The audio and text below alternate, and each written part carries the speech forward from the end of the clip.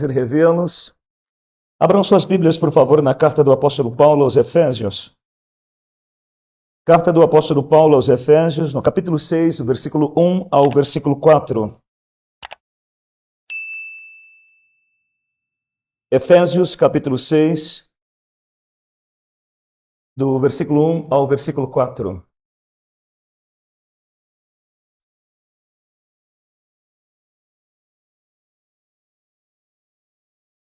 No passado, o apóstolo Paulo, inspirado por Deus, disse: Filhos, obedecei a vossos pais no Senhor, pois isto é justo. Honra teu pai e a tua mãe, que é o primeiro mandamento com promessa, para que te vá bem e sejas de longa vida sobre a terra. E vós, pais, não provoqueis vossos filhos a ira, mas criai-os na disciplina e na admoestação do Senhor. Versículo 1. Filhos, obedecei a vossos pais no Senhor, pois isto é justo. Feche os teus olhos.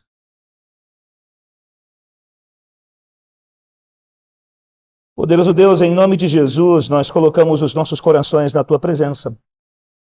E rogamos que o Senhor permita-nos compreender a tua palavra nessa manhã, quando nos reunimos para bendizer o teu nome.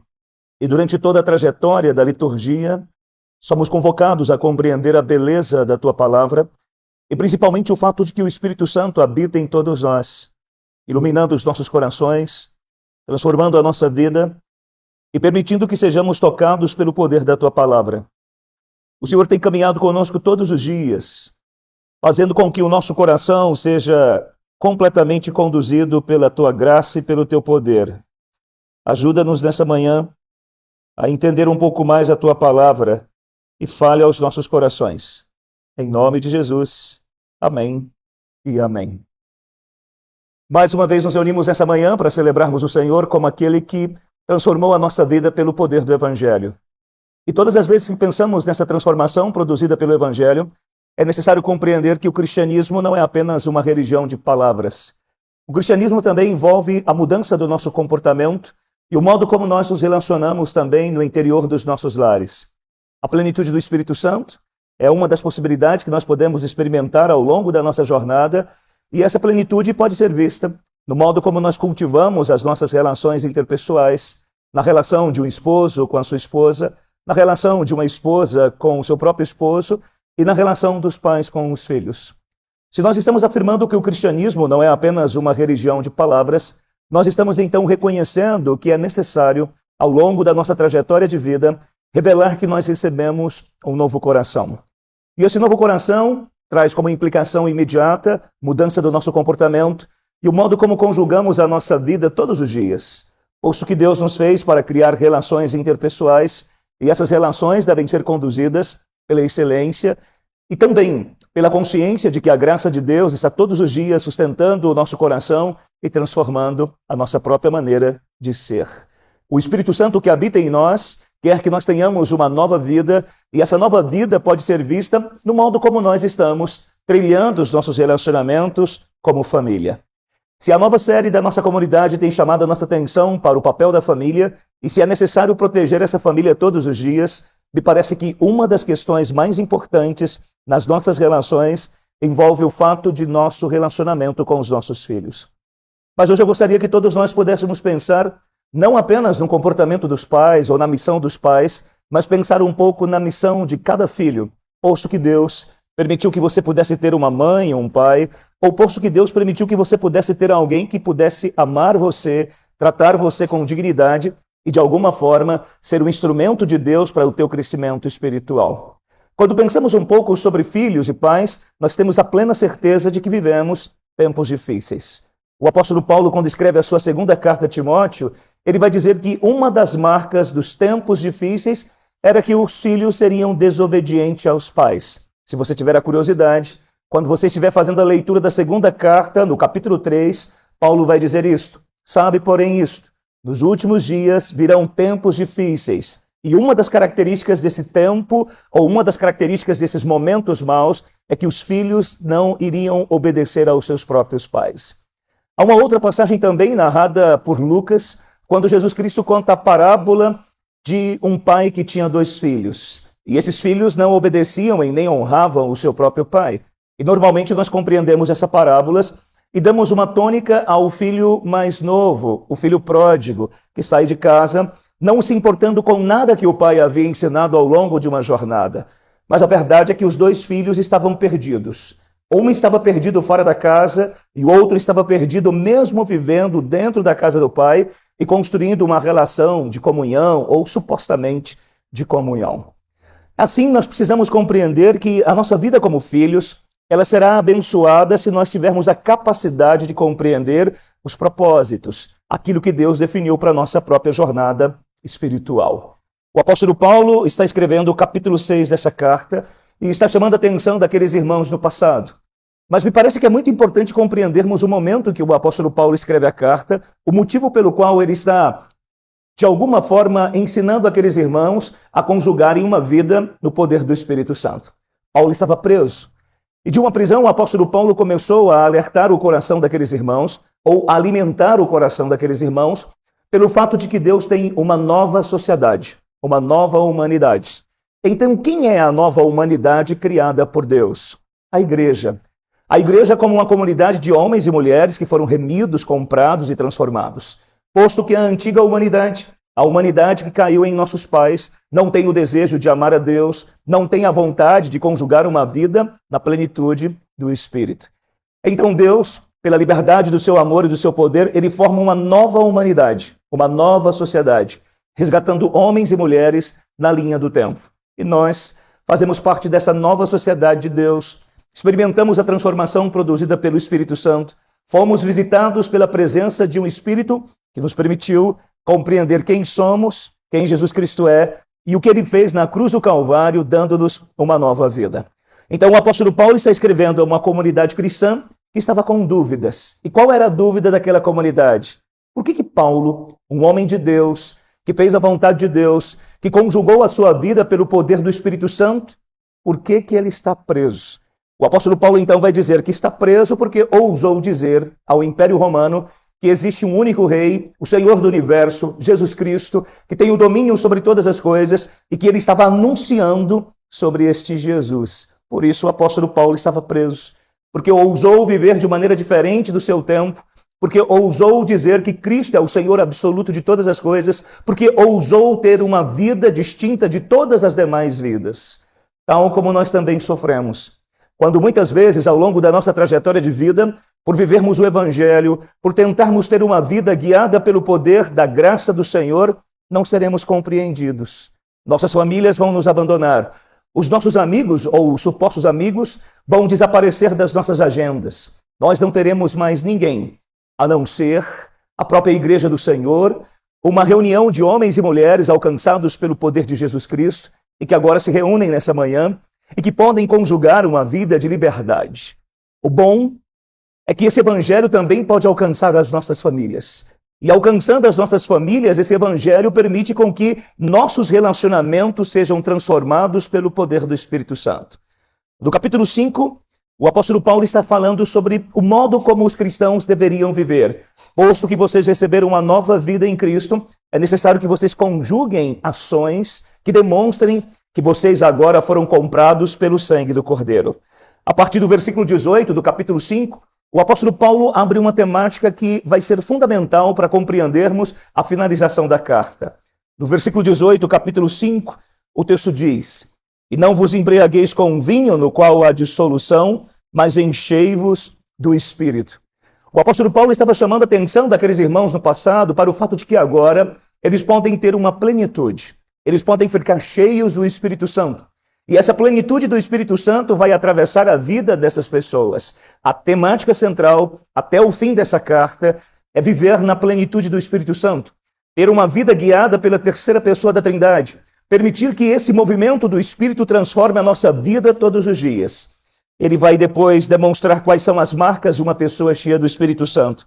Falando entre vós com salmos, entoando e louvando de coração ao Senhor, com hinos e cânticos espirituais. Depois, no versículo 20, dando sempre graças por tudo a nosso Deus e Pai. Versículo 21, sujeitando-vos uns aos outros no temor de Cristo. Conseguem perceber que a lógica do apóstolo Paulo é de que uma pessoa que vive cheia do Espírito Santo, ela começa diariamente a falar, entoar, louvar, agradecer e sujeitar-se. Esses verbos, como vocês já conhecem, estão no gerúndio. Ação permanente. Permanentemente agradecendo, permanentemente sujeitando-vos. Só que agora, quando você olha para o versículo 22 até o versículo de número 4, e aliás, até o versículo de número 9 do capítulo 6, parece que aparentemente há uma mudança. Olhe, por favor, para o versículo 22. As mulheres sejam submissas ao seu próprio marido como ao Senhor. Versículo 25. Maridos, amai a vossa mulher, como também Cristo amou a igreja. Agora o apóstolo Paulo vai dizer que essa plenitude do Espírito Santo precisa ser vista no interior dos nossos lares. Ele está escrevendo aos cristãos efésios. E aos efésios, ele continua dizendo, é necessário que as mulheres sejam submissas. A melhor tradução talvez seria, sendo submissas aos seus próprios maridos. Porque não há uma divisão do versículo 21 para o versículo 22. Naturalmente, quando você abre a tua Bíblia, você imagina que começa um conteúdo novo, do versículo 21 para o versículo 22. Você imagina que o apóstolo Paulo está trabalhando com uma outra temática. Não, é a mesma temática. É a temática da plenitude do Espírito Santo. O Espírito Santo agindo por meio de homens comuns. O Espírito Santo transformando a vida de mulheres. O Espírito Santo transformando a vida de homens. O Espírito Santo transformando a vida de esposas, a vida de esposos, dizendo como é que uma esposa cheia do Espírito Santo deve viver. Como é que um esposo cheio do Espírito Santo deve viver? Ou seja, a presença do Espírito Santo nas famílias. E agora ele começa a definir como é que os filhos da aliança devem viver. Versículo de número 1 do capítulo 6, nós encontramos basicamente o apóstolo Paulo falando sobre algumas lições essenciais para os filhos da aliança. Filhos, obedecei a vossos pais no Senhor, pois isto é justo, honra o teu pai e a tua mãe.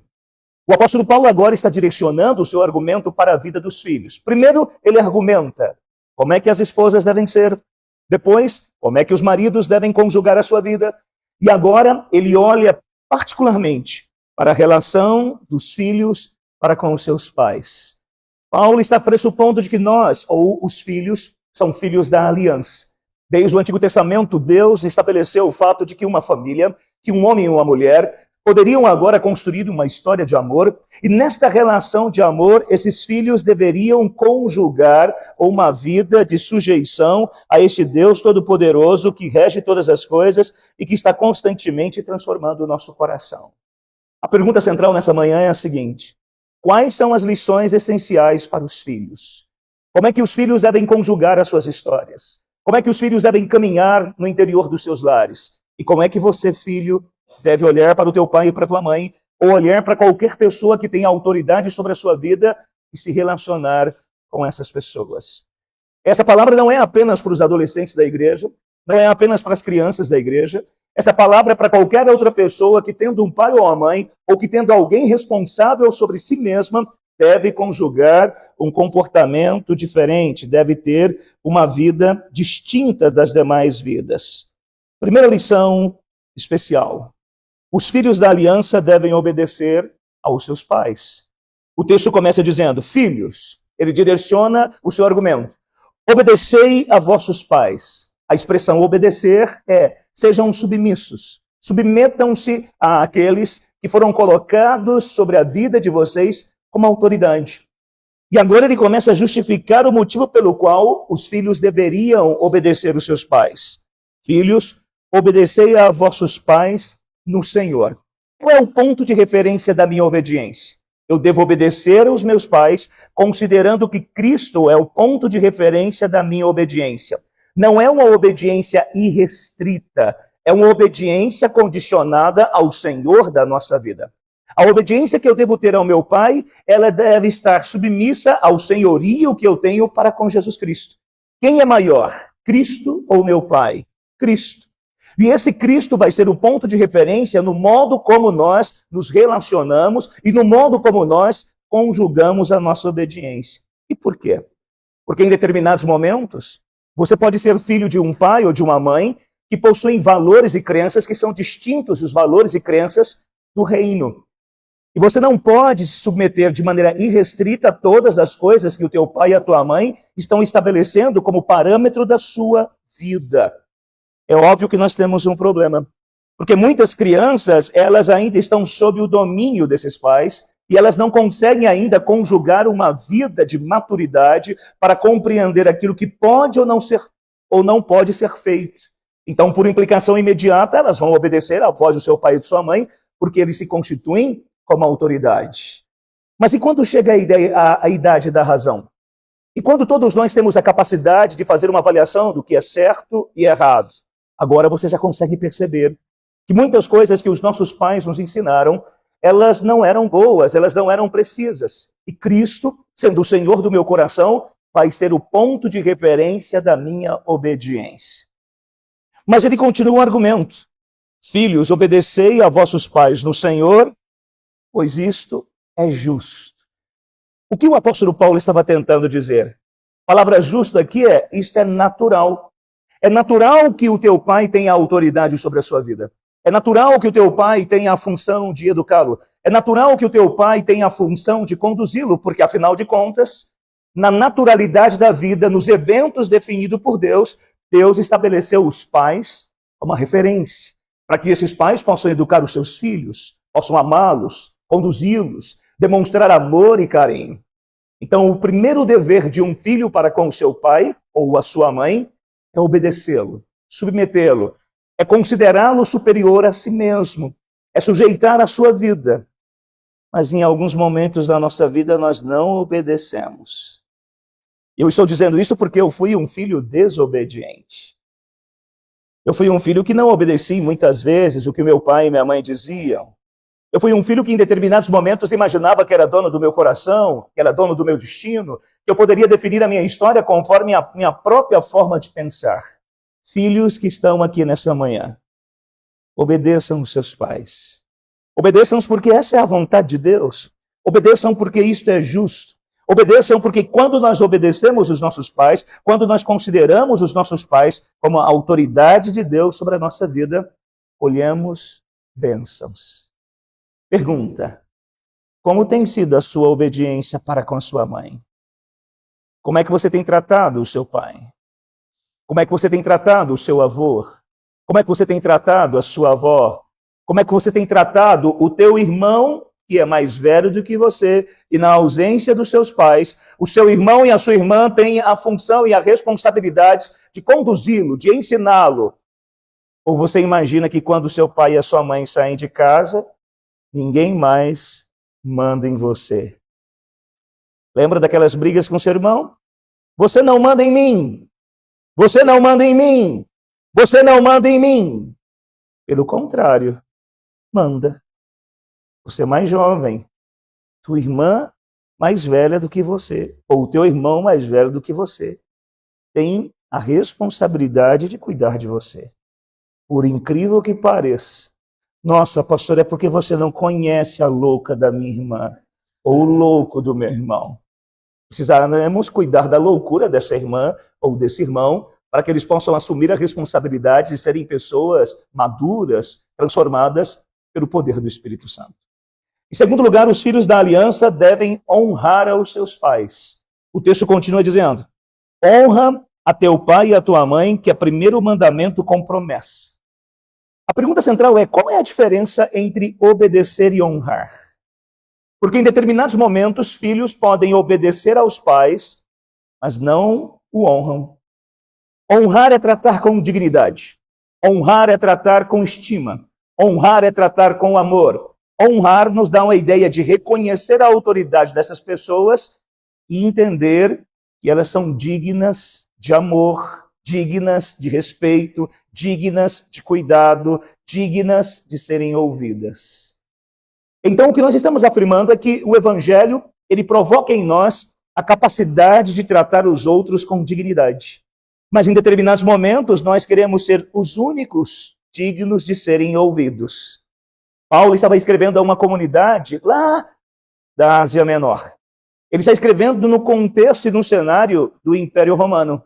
E os filhos não eram tratados com tanto amor quanto são hoje. Naquele período existia o pater familia, ou o poder do pai. O romano, quando tinha um filho, ele tinha a liberdade e ninguém poderia puni-lo. Se ele não gostasse do filho, ele vendia o seu filho. Se ele não gostasse do filho, ele tinha autonomia até de matar o seu próprio filho. E muitos filhos e filhas eram vendidos pelo simples fato do pai não amá-lo e não querer ter. Se nascessem meninas, eram vendidas e não eram consideradas com amor. Porque havia uma cultura completamente equivocada e errada. Os meninos, se não fossem objetos do amor do pai e da mãe, eram vendidos como escravos. Não é bom viver nos dias de hoje? Ninguém vai vender vocês. Vocês não serão escravos.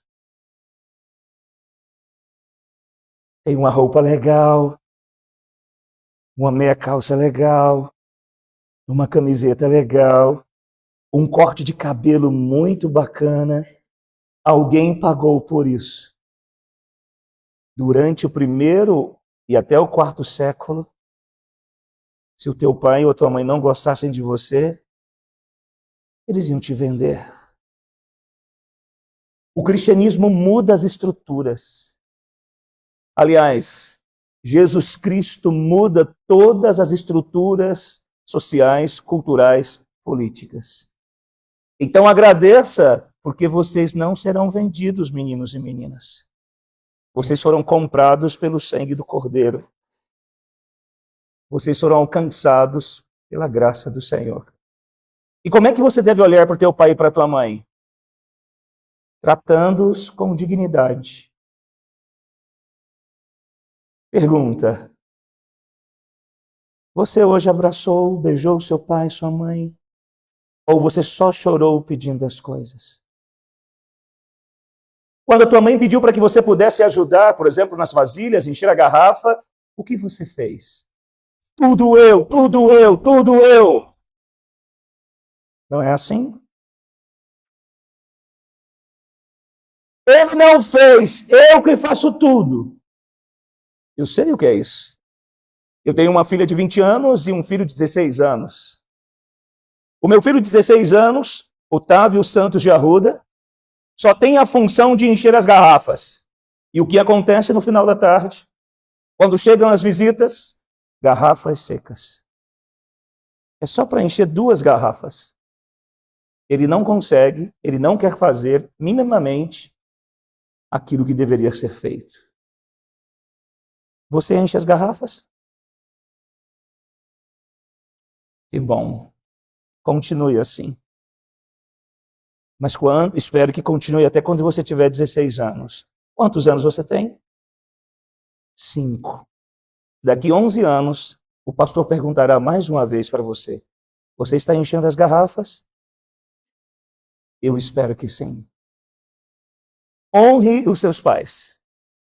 E quando digo isso, eu não estou afirmando que sou ponto de referência dessa verdade.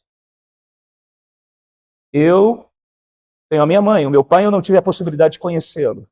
Fui criado e amado e governado pela minha mãe. Mas em determinados momentos da minha jornada, mesmo estando aqui em São Paulo há 6 meses, a pergunta central é: quantas vezes você ligou para sua mãe, pastor Emerson? Pastor Emerson, quantas vezes você ligou para sua mãe? Pastor Emerson, quantas vezes você ligou para sua mãe? Quantas vezes? Em 6 meses.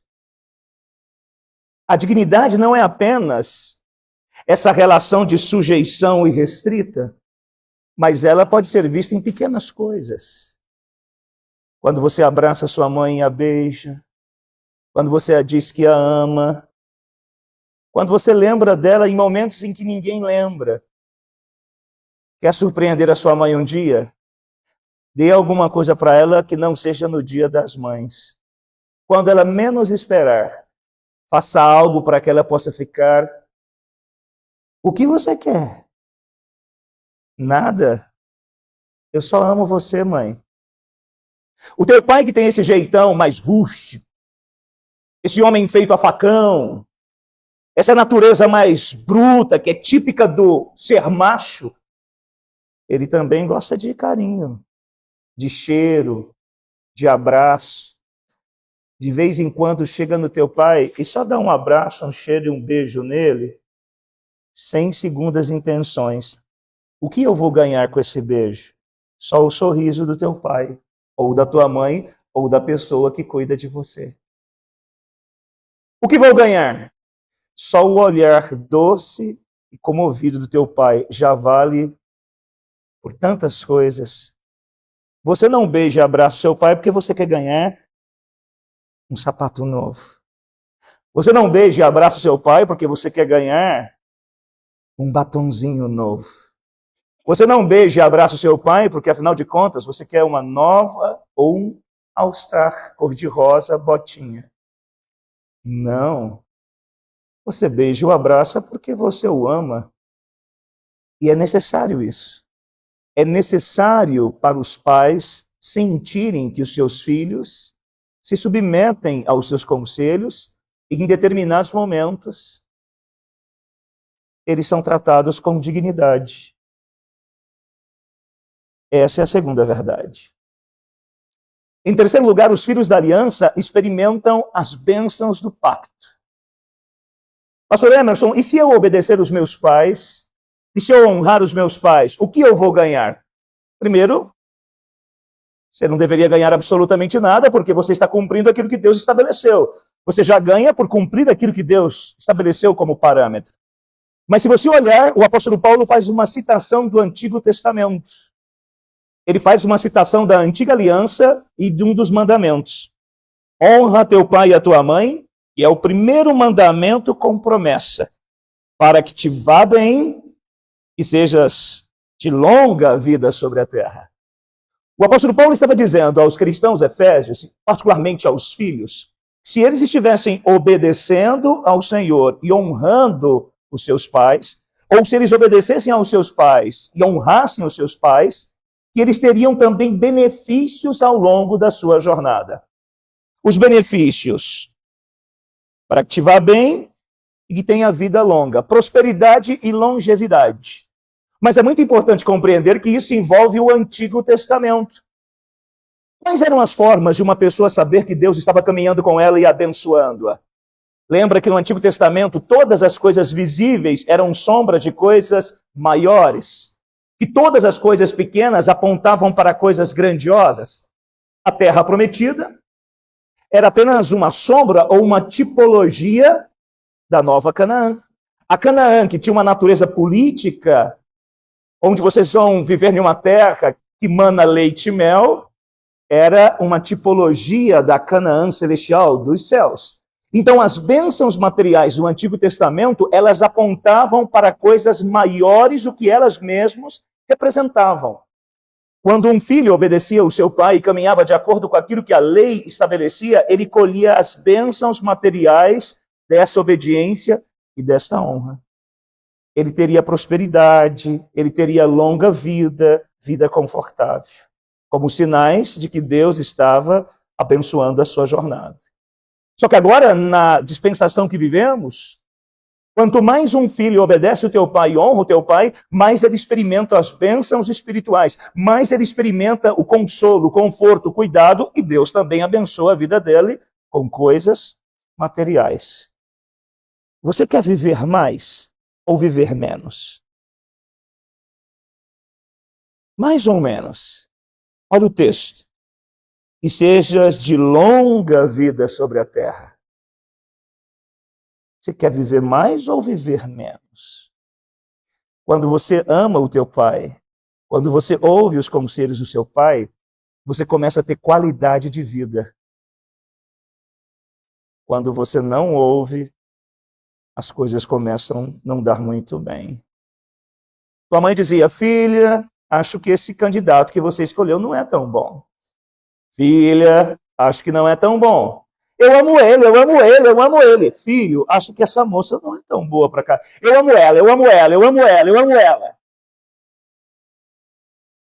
E aí o que aconteceu?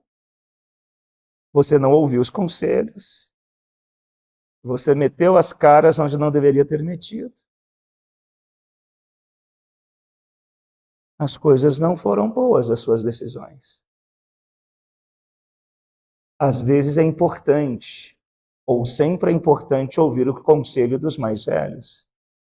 Minimamente para que você tenha uma variedade de conselhos. Porque na multidão dos conselhos, você sabe muito bem o que acontece.